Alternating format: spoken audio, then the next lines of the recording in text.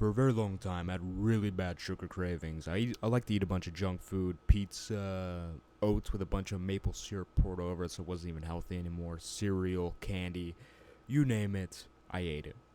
But now, I kind of realize I eat such a clean diet relative to everyone else, and it's not even hard. Okay, everyone's telling you like, "Oh, I'm so disciplined. I don't eat any junk food. I'm so this, I'm so that." It's really not that hard when you apply the two things I'm about to tell you. The first thing is to consume more meat, not that type of meat, okay? And some people be like, "Oh, consume meat, haha, you're gay." Shut up, okay? Meat as in beef, chicken, lamb, etc. Specifically red meat. Red meat is better. Alright, I know some people like, "Oh, well, actually, chicken's better because chicken is more versatile." I heard someone say that. That was stupid, okay? You know who you are.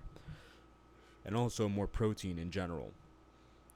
What I've kind of realized is what coincided with me being able to quit sugar and quit all this junk food is really just consuming more meat and more protein. Like, this is the ultimate way to get over cravings.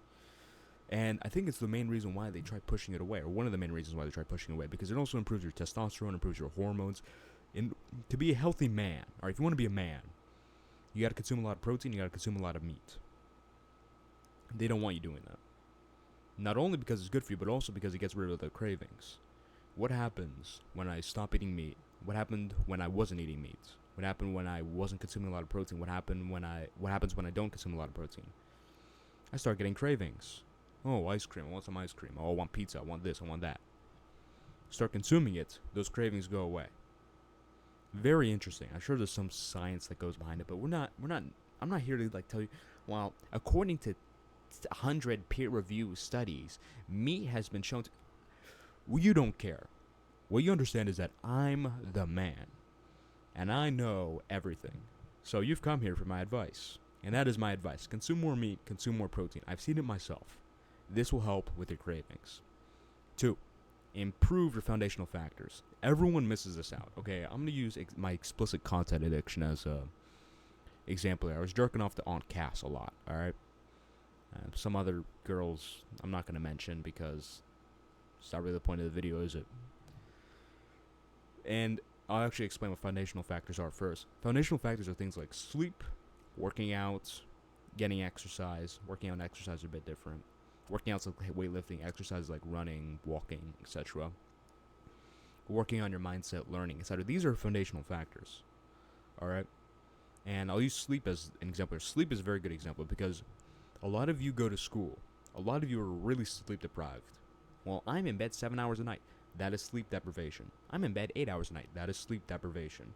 You should be in bed at least 10 hours a day. You need at least, because 80% of the time you're in bed, you're sleeping.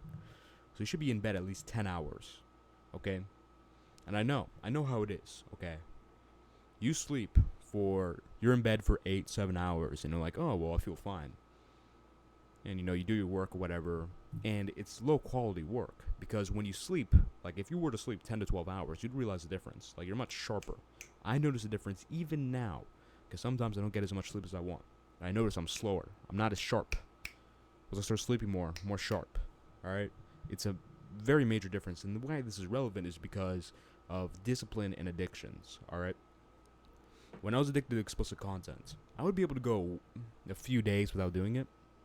But then there would be one day where I didn't get much sleep. I would get like 5 hours of sleep, right? Once you take the 80% out, 5 hours.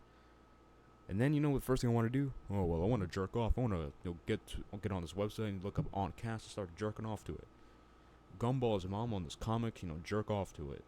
Oh, this girl is hot, jerk off to her. And it would be really hard to control what I was doing. And it was very similar. I remember when I used to eat all this junk food. It was very similar because I would be sleep deprived. And I was like, "Oh, well, I want to eat that. Oh, I want to eat that. Oh, I want to eat that. I want to eat that." When you're sleep deprived, it's very hard to stand still and be a man and just say, "Okay, I'm not going to eat this, but I'm going to eat this."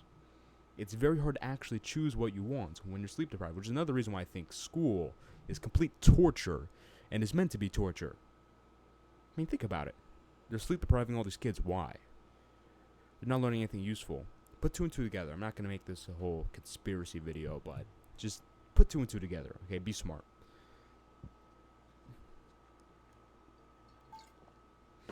exercise and working out, I've also found helps with their diet. It's very interesting. But I've noticed a correlation. The more I've worked out, the more I've exercised, the healthier I've ate. Maybe because subconsciously I know that if I eat crap food, I'm not really going to get the results I want. What other things? Learning. If you learn about health, right, you're going to be picking better foods. You're going to be picking better foods when you go out to eat. I'm not going to make this whole nutrition video a nutrition masterclass, because that'll be too much knowledge for your brain, okay? Because I know literally everything. My brain, like, the difference between me and the average person's brain is like, see my pinky, my pinky nail, right? See how small that is? That's like everyone else's brain compared to mine. I'm actually a giant, if you didn't know. Like, I know everything looks normal, but that's a giant-sized TV over there. This is a giant phone. This is a giant monitor in front of me. I'm actually a giant, so my brain is just massive. So I can't make a whole nutrition masterclass. What I can tell you is, consume more meat, consume more protein, make that the foundation for shopping, okay? Then from there, you know what's unhealthy and what's not healthy, okay? Don't be a retard, because I wanted to make this, that is a phone call from a spam risk. Interrupting my videos, that should be illegal. Now my camera's messed up, bro. That dude deserves a kick in the balls. Now, he has caused confusion and delay.